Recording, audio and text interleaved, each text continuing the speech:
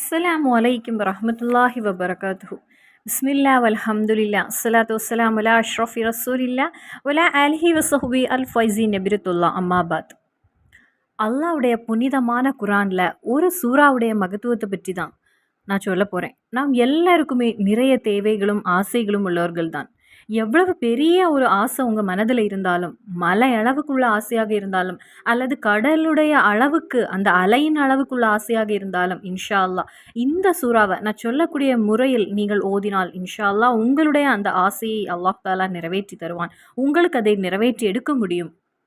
நான் உறுதியாக சொல்வதற்கு காரணம், இதை ஓதி மகான்கள் அவர்களுடைய அனுபவங்கள் மூலமாக நமக்கு அதை கற்றுத் தந்திருக்காங்க. மூமின்களே, அல்லாஹ்வுடைய புனிதமான குரான் என்பது அற்புதமான ஒன்றாகும். ஒவ்வொரு எழுத்துக்குமே தனி சிறப்பும் மகத்துவம் உண்டு.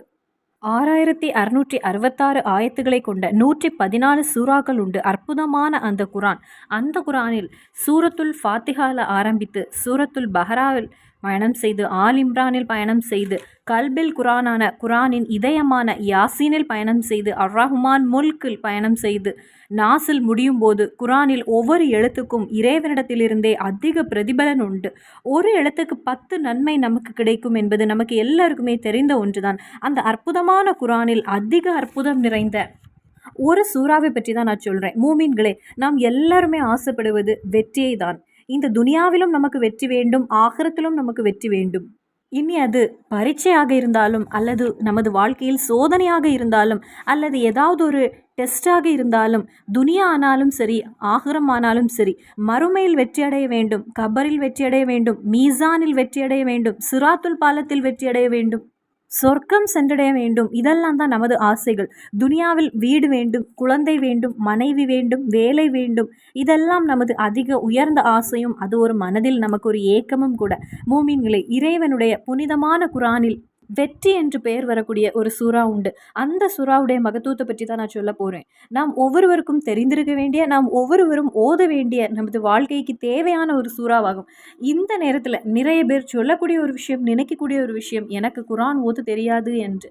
ஒவ்வொருவரும் உங்களது பிள்ளைகளிடமோ அல்லது உங்களுக்கு தெரிந்தவர்களிடமோ அல்லது உங்களுக்கே சூரத்துல் ஃபத்ஹ் என்று மொபைலில் யூடியூப்பில் நீங்கள் எடுத்துக்கொள்ளுங்கள், அல்லது எடுத்து கேளுங்கள். ஒழுவோடு அதை கேளுங்கள். எல்லாம் அறியக்கூடியவன் ரப்பு. நமது மனதில் இருக்கக்கூடிய, உள் மனதில் இருக்கக்கூடிய அனைத்தையும் அறியக்கூடியவன் ரப்பு. நமது மனதில் என்னென்ன விஷயங்கள் இருந்தாலும் அது ரப்புக்கு தெரியும். வேற யாருக்கும் தெரியவில்லை என்றாலும் அல்லாஹு தாலா அதை அறிகிறான். மகத்தான சூறாவாகும் சூரத்துல் ஃபத்ஹ். புனித குரானில் 48வது சூறா சூரத்துல் ஃபத்ஹ் வெறும் 29 ஆயத்துக்களை கொண்டு அதிக சிறப்பு கொண்டது.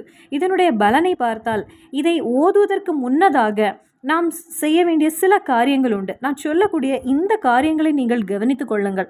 இன்ஷா அல்லாஹ் உங்களுடைய வாழ்க்கையில் பெரிய ஒரு மாற்றங்களை உங்களுக்கு உணர முடியும். நிறைய பிரதிபலன் உங்களுக்கு கிடைக்கும். உங்களுடைய வாழ்க்கையில் உள்ள தேவைகள் எல்லாம் உங்களுக்கு பரிசாக நடந்து கிடைக்கும். இது உறுதியான விஷயமாகும். பலருடைய அனுபவங்கள் கூட. நாம் குரான் ஓதுகின்றோம், சூரத்துல் யாசீன் ஓதுகின்றோம், சூரத்துல் முல்க் ஓதுகின்றோம், சூரா அர் ரஹ்மான் ஓதுகின்றோம், எல்லாமே ஓதுகின்றோம். நமக்கு எல்லாமே மனப்பாடமாக தெரியும். நாம் செய்யக்கூடிய தவறு என்றால், மகரிப்பை தொழுகின்றோம், அந்த நேரத்தில் தொழுது முடிந்து ஒலு முறிந்து போனால் யாசீன் ஓதுகின்றோம். யாசீன் சூறா எனக்கு பார்க்காமலே தெரியுமே, அப்புறம் ஒலு எதற்கு அப்படின்னு சொல்லி அதற்கு பின் ஒலு எடுக்காமலேயே நாம் இருந்து ஓதுகின்றோம்.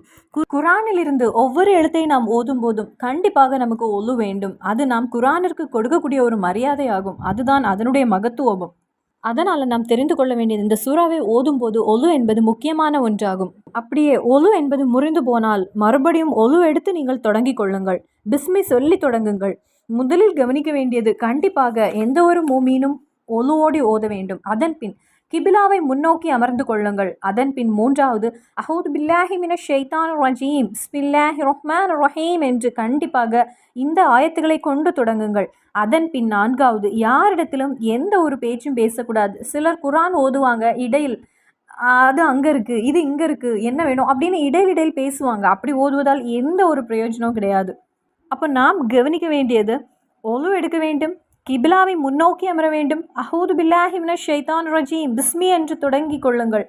அப்படி நீங்கள் இந்த சூரத்துல் ஃபத்ஹை 21 தடவை அல்லது 41 தடவை, உங்களுக்கு எவ்வளவு ஓத முடியுமோ 21 தடவை அல்லது 41 தடவை சூரத்துல் ஃபத்ஹை நீங்கள் ஓதிக்கொள்ளுங்கள். ஒரே அமர்விலிருந்து ஓத வேண்டும் அப்படின்னு கிடையாது. 3 நாட்கள் கொண்டோ, 5 நாட்கள் கொண்டோ அல்லது 7 நாட்கள் கொண்டோ நீங்கள் ஓதி முடிக்கலாம். ஆனால் கண்டிப்பாக 3ஓ, 5ஓ, 7 நாட்களில் முடித்துக் கொள்ளுங்கள். அப்படி 21 தடவை அல்லது 41 தடவை நான் ஓதி முடிப்பேன் அப்படின்னு முதலிலேயே நீங்கள் அதை தேர்ந்தெடுத்து நியத்து வைத்துக் கொள்ளுங்கள். இந்த முறையில் ஒரு அடியான் அவனுடைய மனதில் எந்த ஒரு ஆசையை நினைத்து அவன் ஓதினாலும் அவன் நினைத்து பார்க்காத வழியில் அவனுடைய ஆசைகள் நடந்து கிடைக்கும். அல்லாஹு தாலா அவனுக்கு வெற்றி என்பதை கொடுப்பான். வீடு இல்லை, வீட்டு வேலை நடந்து கொண்டிருந்தது, பாதியில் பணம் இல்லாததுனாலேயோ இல்லை ஏதாவது ஒரு காரணத்தால் நின்று விட்டது, என்னுடைய வீட்டு வேலை பூர்த்தி ஆக வேண்டும் அப்படின்னு 41 தடவை சூரத்துல் ஃபத்தஹை நான் ஓதுகிறேன் அப்படின்னு நெய்யத்து வைத்து ஓதுங்கள். அல்லது 21 தடவை ஓதுகிறேன் என்று நெய்யத்து வைத்து ஓதுங்கள். குழந்தை இல்லை, மிகுந்த ஒரு கவலை, எனக்கு குழந்தை கிடைக்க வேண்டும் என்று இந்த சூறாவை 41 தடவையோ அல்லது 21 தடவையோ நெய்யத்து வைத்து ஓதிக்கொள்ளுங்கள். கடன் இருக்கிறது, என்னுடைய கடன் அடைய எந்த வழியும் இல்லை, எங்கிருந்து பணம் வரப்போகிறது, எந்த ஒரு பணமும் எனக்கு வர வாய்ப்பில்லை, இறைவா நீ என்னுடைய கடனை எனக்கு அடைத்துதா அப்படின்னு நீங்கள் நெய்யத்து வைத்து இந்த சூறாவை 41 தடவை அல்லது நெய்யத்து வைத்து ஓதிக்கொள்ளுங்கள். இன்ஷா அல்லாஹ் உங்களுடைய கடன் என்பது கண்டிப்பாக உங்களுக்கு நீங்கள் நினைத்து பார்க்காத வகையில் உங்களுக்கு நடந்து கிடைக்கும். வீடு இல்லை, குழந்தை இல்லை, கல்யாணமாகவில்லை, இன்டர்வியூ பாஸ் ஆக வேண்டும், இப்படி என்ன கவலையாக இருந்தாலும் என்ன ஒரு வேதனையாக இருந்தாலும் கடலுடைய அளவுக்கு அந்த அலையின் அளவுக்கு ஆசை இருந்தாலும் கவலைப்பட வேண்டாம். குரான் தான் நமது எல்லா பிரச்சனைகளுக்கும் ஒரு பரிகாரம். குரானில் இல்லாத ஒரு பிரச்சனைக்கு ஒரு பரிகாரம் இல்லை அப்படின்னு எந்த ஒரு விஷயமும் கிடையாது. என்னுடைய ஒட்டகத்தின் அந்த மூக்குடைய கயிறு தொலைந்து விட்டது, நான் குரானை பார்த்து கண்டுபிடிப்பேன் அப்படின்னு கூறின சஹாபாவும் உண்டு.